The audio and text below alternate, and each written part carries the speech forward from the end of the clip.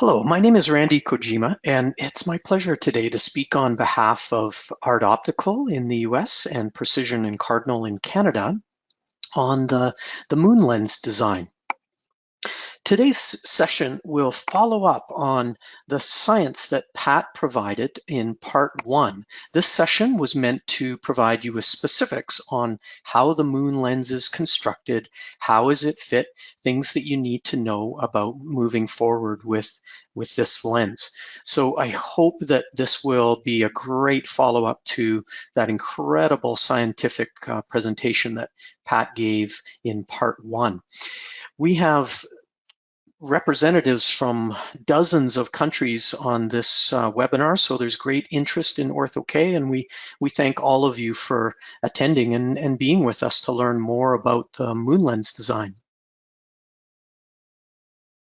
Now, I might ask you a question before we begin.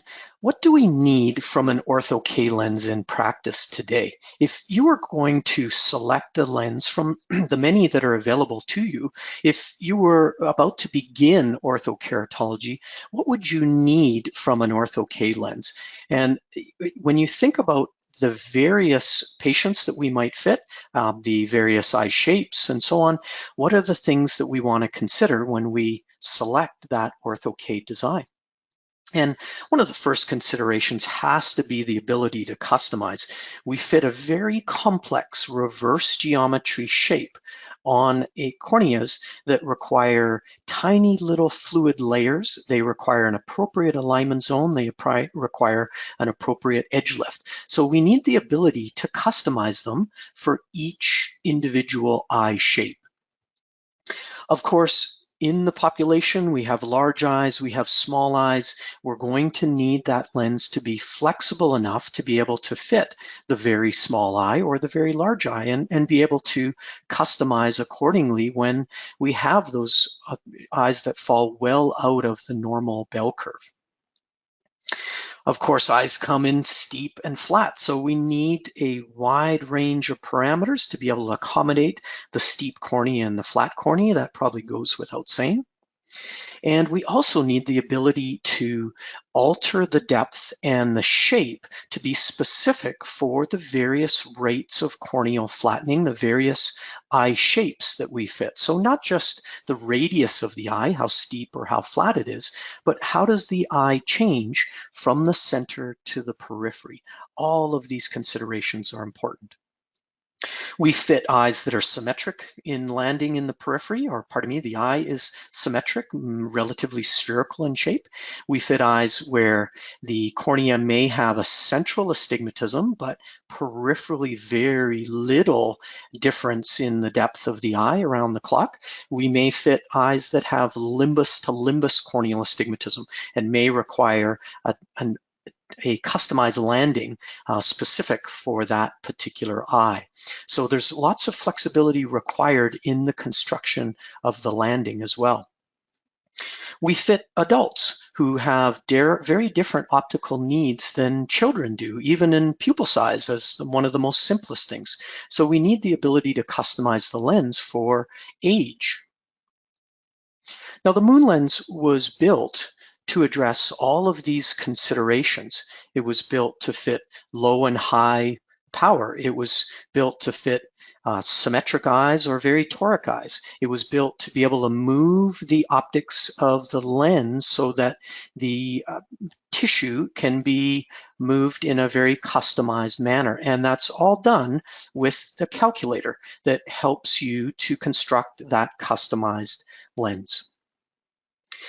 I'm happy to say the MOONLENS is FDA approved under the Bausch & Lomb Vision Shaping Treatment Approval. And this is great news because, of course, Bausch materials are some of the most proven in Ortho-K across the planet. And the MOONLENS design is manufactured in Bausch & Lomb material. Now, the key to building any Ortho-K lens, and certainly the MOONLENS, is topography data. This gives us an understanding of both the central shape of the eye, the change in shape from center to periphery, the peripheral shape where the lens lands down. So of course, topography is so important to the process of fitting. And that corneal data will go into the Moonlens Calculator to determine the custom parameters that are needed. Now, this is something that you as the practitioner can use if you prefer, or if you would rather send your data to the lab and have them construct the lens, that's an option for you as well. So it's very simple as an approach for building that first lens. You have options. Now, what is FDA approved under the vision shaping treatment approval is myopia up to -5 diopters and astigmatism up to 1.5 diopters. For our hundreds of attendees from outside of North America that have different regulations that restrict their lens parameters or patients that they can fit, you can talk to your Moonlens distributor to find out the full range of refractions that are capable of being fit with this lens design. Again, what's FDA approved in the US is myopia up to -5 and astigmatism up to 1.5 diopters. Now, what is the candidacy for eye shape? And as you know, topographies vary incredibly. So we need to be able to construct specific to each eye, but we also need to be aware that certain corneal shapes are going to be easier and certain ones will be a little more challenging. Of course, when we have a spherical symmetric eye, we can expect the fit to likely go a lot more predictively. When we have apical astigmatism, generally the fit can be very predictive. Against the rule tends to be a little more challenging, and limbus to limbus tends to be a little more challenging. But the Moonlens was designed to provide customization so that really none of these eye shapes is limited in your ability to approach them with orthokeratology. Now, what's the data required? What do you need to collect to build a Moonlens? And of course, the refraction. That would go without saying. The visible iris diameter, certainly important when we want to customize diameter, and of course, the corneal topography.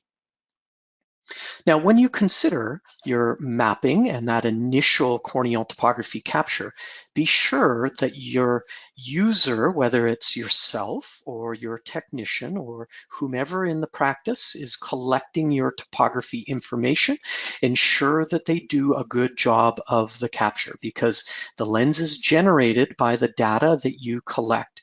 In this case, you see 4 very different appearing eyes, even though this is the same eye captured within seconds of each other. Each one of these images was captured in the same session. And what we see here is radical changes in the tear film from one instance to the next. So it's important that we are steady with our camera, the topographer, the patient, the object is steady, but also that we ensure that we have quality tear film reflection, making reproducible topography, and hopefully that provides us an accurate understanding of the real eye shape. So to build a lens, what topography do we need? A single topography capture is really enough, as long as it's a good capture. Now, if you're unfamiliar with how a normal topography should appear, an accurate interpretation of eye shape should appear, then you can use one map. But if you're not familiar, it is highly recommended to take multiple captures. That way you have an understanding of, is the information reproducible? If it's reproducible, therefore it's likely to be accurate. Now, if you have a Medmont topographer, then the composite eye capture is a way that you can get 100% of the cornea, and it's a very accurate way to build a lens. So any topographer will work with the Moonlens. The important thing is that you want accurate information. Now, do we need a lot of data to build a Moonlens? And the truth is, the team at Art Optical or Precision and Cardinal could build you a Moonlens with as little as K readings and the RX. So there will be times when we have patients that are incredibly challenging to keep steady. There are patients that have small fissures, that have very inconsistent tear film. Getting any kind of data on them can be a challenge at times. So when we're in one of those worst case scenarios, K readings are enough for us to build an initial lens. But consider that Any ortho-K lens, and certainly the MOONLENS, requires a certain degree of customization. We need this reverse geometry lens to be microns above the corneal tissue. We need our base curve to cornea relationship to be ideal to produce that shape change that we desire. We require that the reverse curve has the appropriate depth to build that apical clearance. Maybe one of the most important parts of an ortho-K lens is the landing. If the shape that we've chosen for the landing isn't appropriate for the eye shape, then centration may be difficult. And of course, we need a healthy edge lift for a healthy physiologic response. So getting all of these things right in an ortho-K lens requires us to have as much information as possible. And that's why topography is so critical. Now, to build a MOONLENS, ideally, what we want to do is understand the eye from the center to the periphery. So to understand the center, we want to take a radius of the apex of the eye. So this is not the K reading. The K reading is built at 3 millimeters diameter approximately. We want the apical radius. In many topographers, it's known as the R0 or RO, meaning the radius of the eye right in the center of the topography. A very simple thing to get from your corneal topographer. Just simply click the cursor right in the center and read the radius. We want that radius for the flat meridian and the steep meridian. That helps us to understand the two principal meridians of the eye, so we can determine, do we need a symmetric lens or do we need a toric lens? Now, the second value that's really important related to our topographer is the eccentricity. And you will recall that eccentricity is a measure of the rate of corneal flattening of the eye, or put another way, the change in surface from center to periphery. So E-value provides us the understanding of both the depth of the eye in relationship to the radius in the center, as well as the shape of the periphery and the parameters that we need from center to periphery in the lens construction.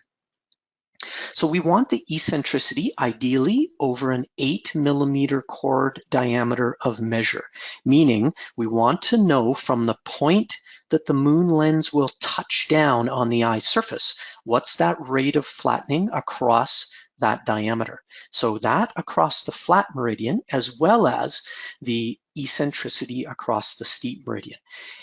I would be surprised if there's a topographer out there that does not measure eccentricity. I would be surprised if there's a topographer out there that does not measure eccentricity across the flat and the steep. So this should be a very easy number, or these values should be very simple to collect. Now, in my topographer, I've set up an attribute so that it gives me this information very easily and accessibly so that I can quickly get the information I need, the apical radius flat, apical radius steep, eccentricity flat, and eccentricity steep, and then I can head right to the calculator. The last thing that we need, of course, is visible iris diameter, and we want to make sure that we're designing the lens size appropriate for those eyes that are odd in shape or odd in size, that fall outside of the bell curve, incredibly big or incredibly small. So as we discussed earlier, there's multiple ways you can order the lens. If you want to take a lot of control, then use the calculator. Enter the information that you've collected, construct the lens parameters you need, and then you can order it from your MOONLENS distributor. If you would like to focus on what's happening in the exam room and you would prefer just to send the topography data, the RX and the visible iris diameter to the experts, the consultants, then email or call them with the information and they can build the lens. So you have multiple ways that you can order that initial lens. Now this is the calculator, and this is the basic input screen, and you notice what it's looking for. First, it wants to know the diameter that you prefer. Then it wants to know the optic zone size, the refraction, and that information on the cornea that we collected from the topographer. So very simple information, and we'll explain how that's used. Now, first is diameter, and many designs out there would say the starting diameter of lens should be visible iris diameter minus 0.8. So if you have an 11.8 visible iris diameter, you're going to start with an 11 millimeter lens. Some designs choose their initial diameter based on a calculation of 95 to 98% of visible iris diameter. I think it's safe to say that most of the designs out there are 10.6 to 11 millimeters, and your Moonlens standard diameter is 10.6. It was ideally constructed for most eye shapes at 10.6, but you have the ability to go much larger or much smaller as you require. So in those cases, when the visible iris diameter is greater than 12 or smaller than 11, then these are times when you may want to consider altering the lens diameter. Your Moonlens Consultant can be helpful with those type of cases. So consider normal VID somewhere between that 11 to 12 millimeter range, and the 10.6 should perform very well. Now, the second thing the calculator is asking you for is the optic zone that you want to construct the lens with. So the Moonlens allows for you to have a standard 6 millimeter optic zone, or you can go down to a 5.5 or 5 millimeter optic zone. And earlier in part one, Pat explained the rationale behind being able to move that reservoir of fluid and alter the eye shape on the anterior surface in the epithelium. Now, the Moonlens is basically 3 zones that you need to consider, but the truth is it's actually a more complex lens than that. It's not as simple as just 3 sections. However, to simplify the lens for all of us to think about, there are 3 principal areas that you're going to look for and that you're going to modify. So ultimately, although we describe the Moonlens as a 3-section lens, it's actually more sections than that create the appropriate base curve to cornea relationship, the reverse curve that gives us the depth so that we have the appropriate apical clearance, and maybe the most complex part would be the alignment zone that gives us the landing with the eye surface, the stability of the lens, while also providing edge lift to have a healthy fit.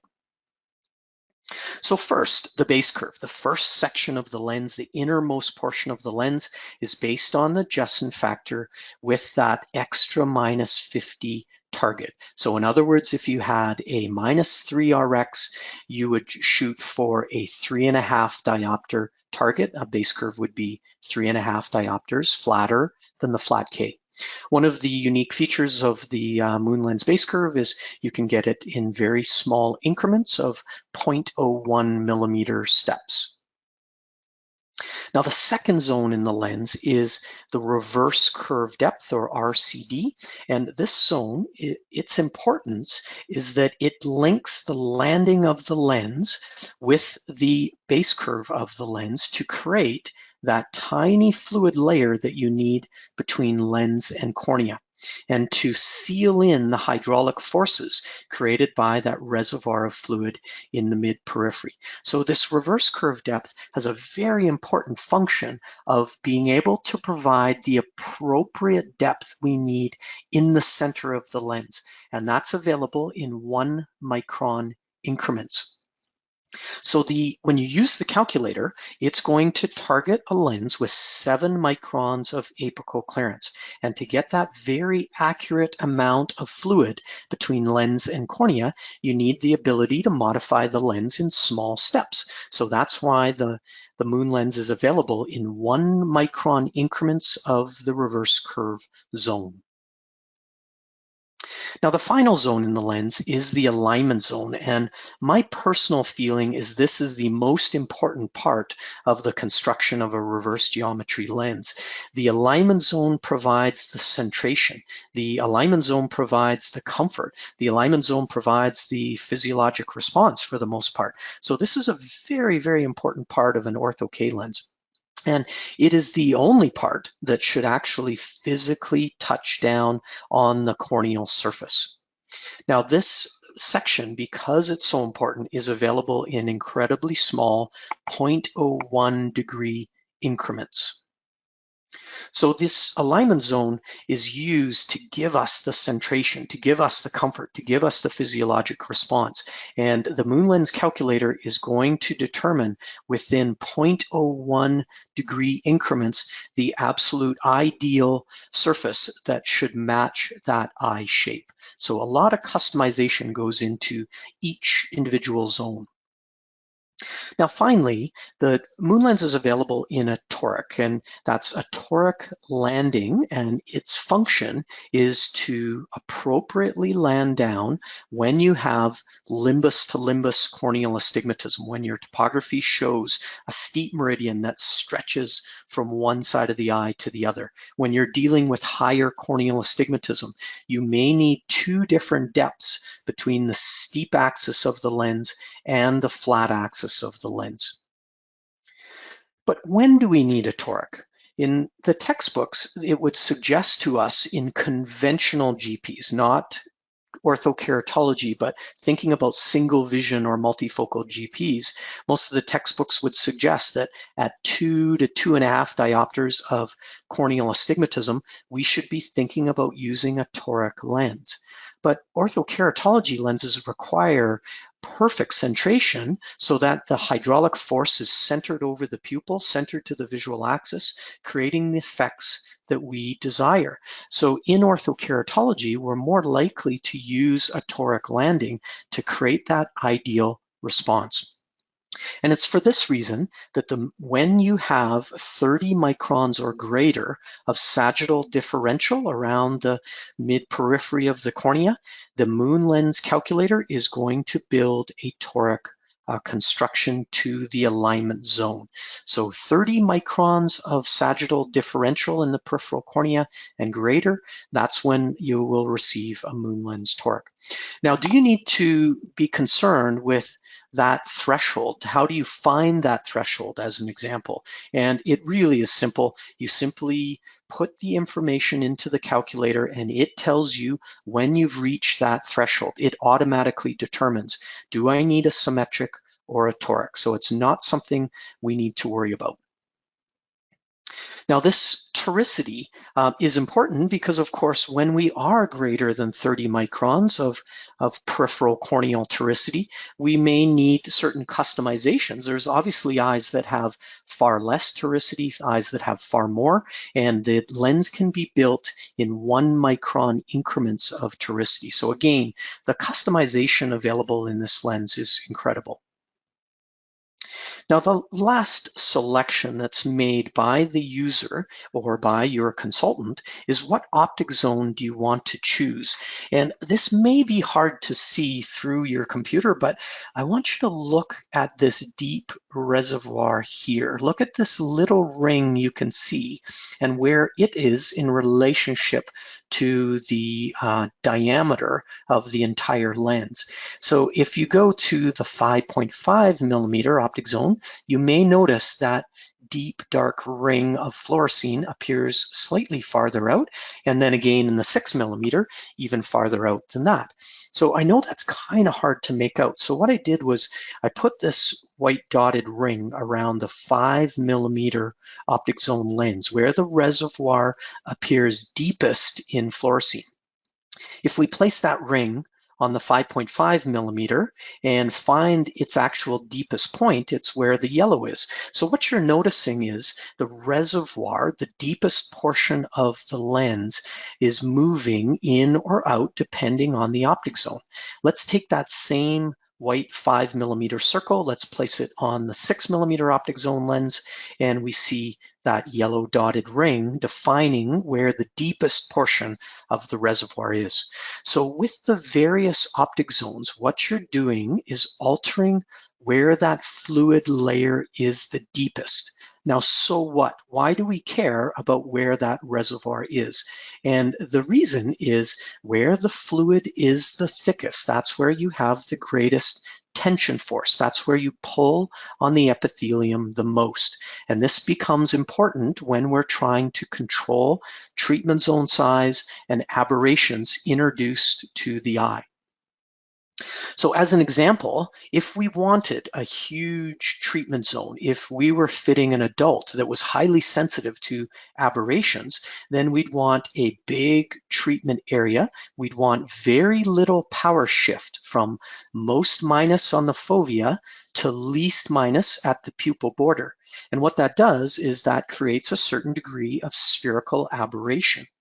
If we were to make our treatment zone smaller, that increases the plus power in the pupil. So we go from most minus in the center to a little less to more plus in the periphery. That increases the spherical aberration compared to a larger treatment zone. If we make the treatment zone even smaller, then we push more plus into the eye. We make the treatment zone smaller, and the difference between most minus and least minus, or most plus, much greater. And that, of course, increases the spherical aberration even more.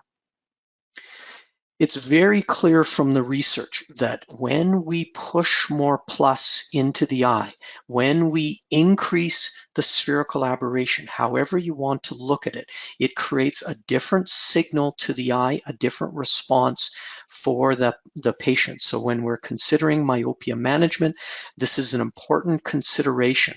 How much plus are we pushing into that eye? How much increase in spherical aberration are we creating with the lens? And this should be the goal of orthokeratology. Now, when we put that lens on eye, we've ordered our lens from our distributor. We've placed the lens on eye. We're deciding, is it time to send the patient home with the lens, or are there any modifications necessary? If you're an expert practitioner at orthokeratology, you're probably very familiar with a good from bad pattern. If you're new to ortho-K, how do you know which one of these is dispensable and which one isn't?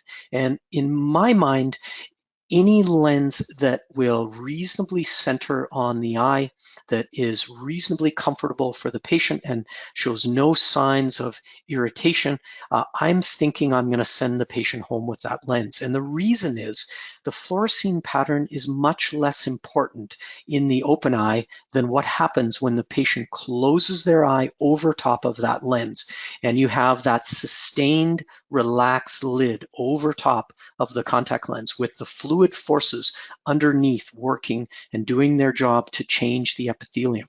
So the question would be, does the open eye equate to what will happen in the closed eye? So I would submit to you that if you're reasonably happy with the fluorescein pattern, if you're not unhappy with the fluorescein pattern, then send the patient home and see what happens topographically. See what happens after closed eye wear. Now, what we want to do post-treatment is to have an understanding of how the epithelium changed.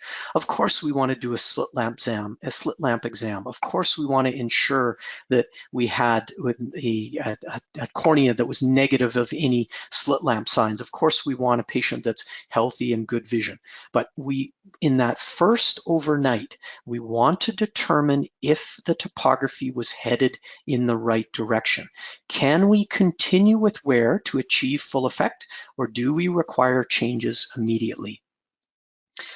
Now, John Mountford, who may be described as the godfather of modern orthokeratology, described for us the various outcomes that happen topographically when you do ortho-K. And John's appreciation of these outcomes have given us insight in how we need to modify when it's not ideal and when we have the ideal response.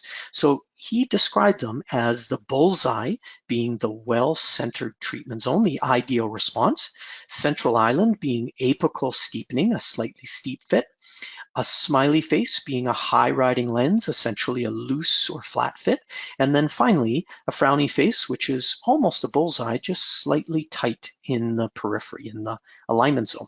So let's focus on these because they're so important to our achieving of a good ortho-K outcome. First, the bullseye. When you look at an axial subtractive map, an axial subtractive map compares before ortho-K to after ortho-K and gives you a subtracted difference, subtracting all the thousands of data points measured here from the thousands of data points measured here and giving you an understanding of how the eye has changed. So when we click our cursor in the center, we can see this patient had a 3.34 diopter refractive change. We can see that the blue treatment zone follows the black pupil margin fairly well. So we have an ideal centration of the hydraulic forces that are making the change in the epithelium that we desire.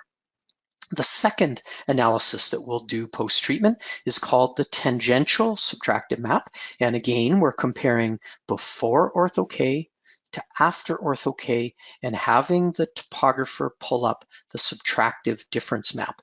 And here we're looking for the red ring of paracentral steepening that Pat Caroline was talking about in part 1 of this section.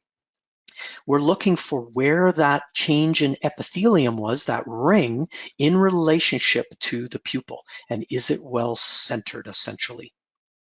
So the bullseye means that we did everything right. We've got the correct sagittal depth. The lens isn't hitting the corneal apex. It isn't decentering.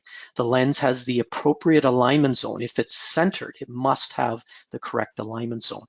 If we have the hydraulic force applied where we want it, then that lens must have had that ideal fluid layer.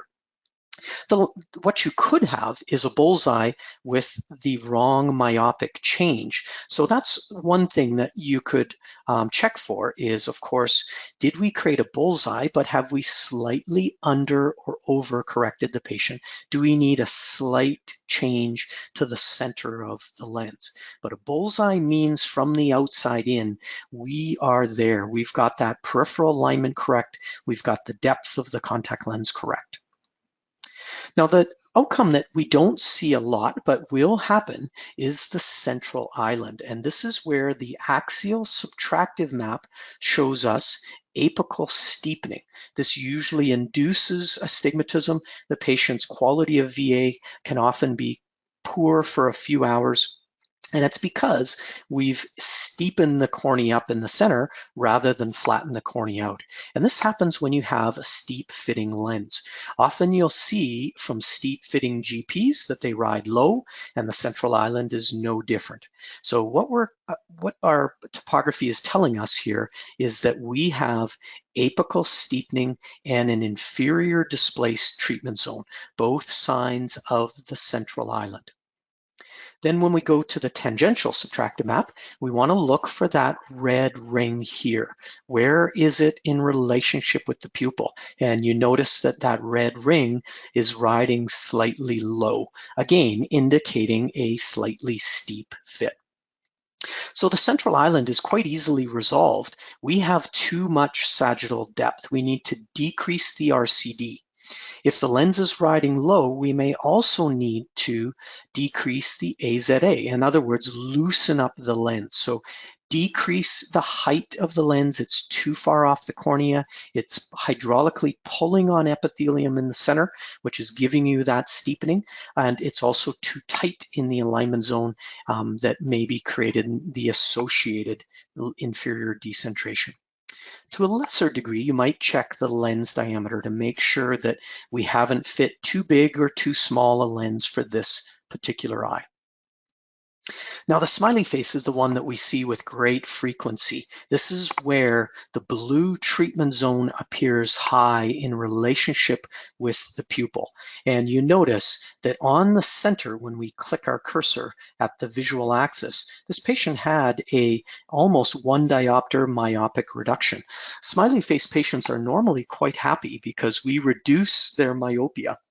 Their vision has improved post-wear. But to give them the best quality of vision from AM to PM, we probably want the blue treatment zone centered as ideally to the pupil as we can. And you notice that blue treatment zone is above the pupil here, inside the pupil here. We see the paracentral steepening has been pulled into the pupil simply because the lens is riding high.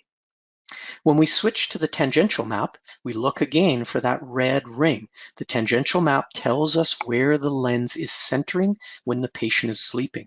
And you notice that red ring is around 1 millimeter inside the pupil here. It's at the pupil margin here. Now, the red ring we know is created by that reservoir of fluid that Patrick Caroline explained to us. The blue is created by the alignment zone of the lens where it touches down on the eye surface. So you can tell by both the red ring and the blue ring where your lens is centering post-wear. So how do we fix the smiley face? Quite easy. If the lens is hitting the corneal apex, if you have central corneal staining, you want to increase the RCD. You want to increase the depth of the reverse curve to get that lens off the cornea. Any rigid contact lens that hits the corneal apex will decenter, and smiley faces are superior decentering lenses. Now, what if you have a patient that has no central corneal staining, but we have a smiley face response? The lens is riding high, but the cornea is clear.